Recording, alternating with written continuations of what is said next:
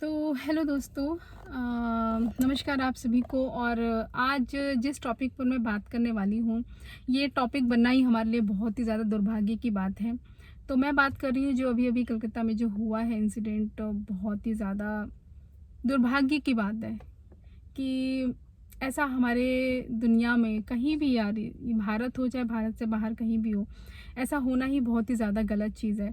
तो काफ़ी लोग मुझे मैसेजेस कर रहे थे, डीएम्स कर रहे थे कि मैम आप कुछ बोलिए इस पर। तो देखिए, हम लोगों के बोल देने से अगर ये चीज़ें अच्छी हो जाती, ठीक हो जाती, आगे नहीं होती, तो बहुत ही अच्छे अच्छे, बहुत ही बड़े बड़े लोग इस पर बहुत अच्छी अच्छी बातें बोल रहे हैं। दिल को मतलब ना झंझोड़ देती हैं उनकी बातें। ऐसी ऐसी बातें बोली गई हैं, सिर्फ बोलने से अगर चीज़ें ठीक हो जाती और किसी को कुछ समझ में आ जाता ना, तो बात ही क्या होती। तो बस मैं ये कहूँगी कि हम लोग इसमें देखिए, घर घर जाके हर किसी को जाके तो बोलना पॉसिबल हो सकता है, बट ये पॉसिबल नहीं है कि हमारे बोल देने से कुछ हो जाएगा। लेकिन हम अपने परिवार के, अपने आसपास के लोगों को तो समझा सकते हैं। तो ये अपने घर से हम लोग को शुरुआत करनी चाहिए। हमारे घर में जो हमारे बेटे हैं, बच्चे हैं, लड़के हैं, है ना, भाई हैं, उन लोगों को हम लोग, जैसे आज रक्षाबंधन है, रक्षाबंधन पे मैं चाहूँगी कि सभी बहनें अपने भाइयों से कुछ पैसे या कोई गिफ्ट मांगने से अच्छा है ये एक वचन लें कि हर एक बहन अगर अपने भाई से ही मांग लेना, तो शायद कुछ असर हो, कुछ तो लगे। शर्म तो किसी को, जो जो ये काम करते हैं उनकी भी तो कोई ना कोई बहन होगी, कहीं तो उनके दिल में शर्म आएगी कि मतलब कि उनकी बहन उनसे ऐसा कुछ बोल रही है कि हाँ, ऐसा कभी किया ना जाए। क्योंकि कहीं ना कहीं तो वो लोग हैं, करते रहते हैं जो। क्योंकि आज भी मैंने एक न्यूज़ देखी है, एक मुश्किल से 3 साल की या 4 साल की बच्ची के साथ उसके स्कूल कैब के ड्राइवर ने करा है गलत काम।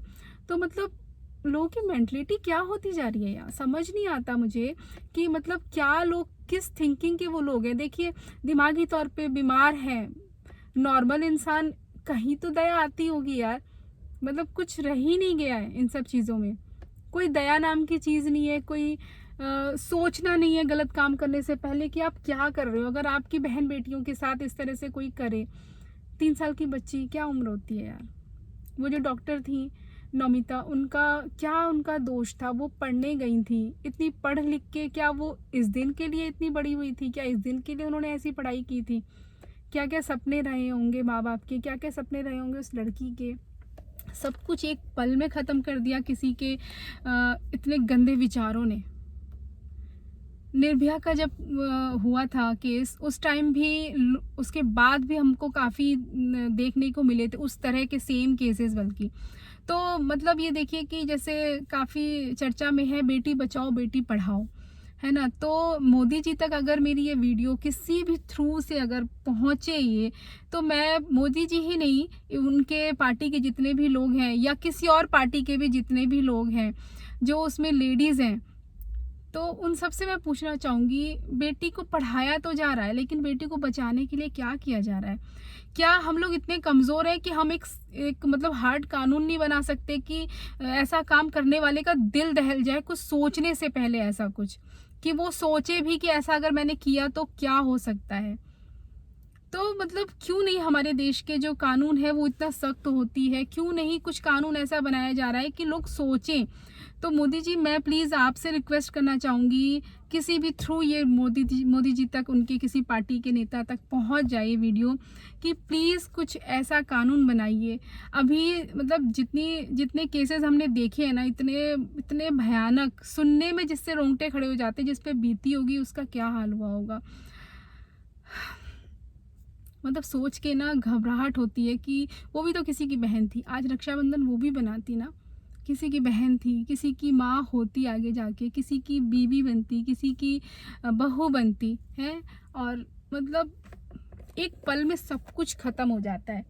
तो प्लीज़ आप लोग, हम लोग अपने घर से शुरुआत करें, अपने घर के लड़कों को, अपने बच्चों को, अपने भाइयों को इस चीज़ के बारे में बताएं कि ये कितना ज़्यादा मतलब कितना दिल दिल दहलाने वाली चीज़ है। कुछ देर के आप लोग, जो वो गंदी सोच के लोग होते हैं, कुछ देर के मज़े के लिए अपने किसी की लाइफ बर्बाद कर देते हैं। मतलब किसी का सब कुछ ख़त्म करने से पहले एक बार सोचा नहीं जाता कि कर क्या रहे हैं। मतलब इस पे तो जितना बोलो ना खुद को शर्म आती है, खुद को लगता है कि मुझे बोलना क्यों पड़ रहा है ये चीज़, क्यों हमें ये चीज़ चर्चा में लानी पड़ रही है, क्यों हमें ये चीज़ बोला जा रहा है। तो मतलब बोलने को भी लगता है कुछ नहीं है यार, क्या इस दुनिया में अभी मतलब सोचो वो 3 साल की बच्ची के साथ जो अभी गलत हुआ है, मुझे एग्जैक्टली जगह नहीं पता कहाँ पर हुआ है, उसके स्कूल के कैब ड्राइवर ने बच्ची के साथ गलत काम किया। क्या क्या मेंटलिटी रहती है ऐसे लोगों की, छोटी सी बच्ची को देख के लोग बोलते हैं छोटे कपड़े पहनते हैं, ऐसा करते हैं, वैसा करती हैं लड़कियां, इसलिए लड़के ऐसे हो जाते। काफ़ी लोग हैं ऐसे भद्दे बातें बोलने वाले। तो उस छोटी सी बच्ची ने क्या ऐसा कर लिया था, उस छोटी सी बच्ची का कौन सा ऐसा लुभावनी चीज़ उन लोगों उस इंसान ने देख ली कि ऐसा गंदगी करने पे मजबूर कर दिया।